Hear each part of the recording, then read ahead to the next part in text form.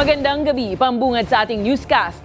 Personal na ininspeksyon ni Pangulong Ferdinand Marcos Jr. ngayong Huwebes ang gumuhong tulay sa Isabela noong February 27. Mahinang konstruksyon at disenyo ang nakitang dahilan ng Pangulo kung bakit ito bumigay.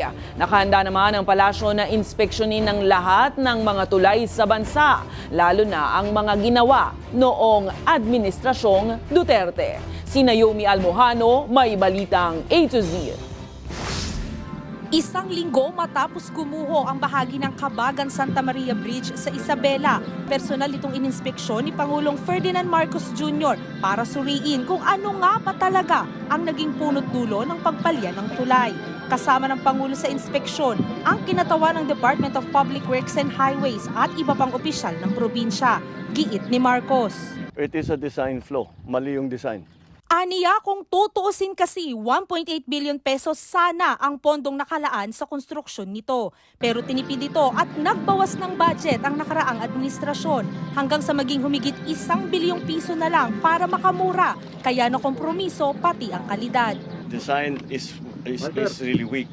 Dahil kung tutuusin ninyo, this is supposed to be a suspension bridge, nakasapit.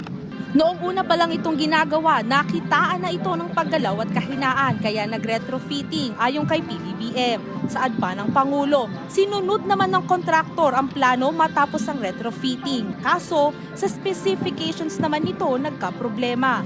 Isa pang nakikitang dahilan ng paggiba ng tulay, ang pagdaan ng mga overloaded truck kahit na 44 na tonelada lang ang kaya nitong kargahin. Yung dalawang truck na yan, yung naiwan yung isa, over 100 tons yan. Dalawa yan ang dumaan. Kaya ang Pangulo labis ang panghihinayang. So yung nagtitipid tayo, nagtitipid natin sa 1.8 million, useless. Ngayon, babalik na naman tayo, gagastos na naman tayo ng malaki. Papalitan natin yung mga support, papalitan. Parang nagtayo na naman tayo ng bagong tulay. Nang tanungin naman ng Pangulo, sino ang dapat managot sa nangyari? Ayusin muna natin yung problema. Believe me, we will find out who is responsible. Who is responsible is basically who made the design.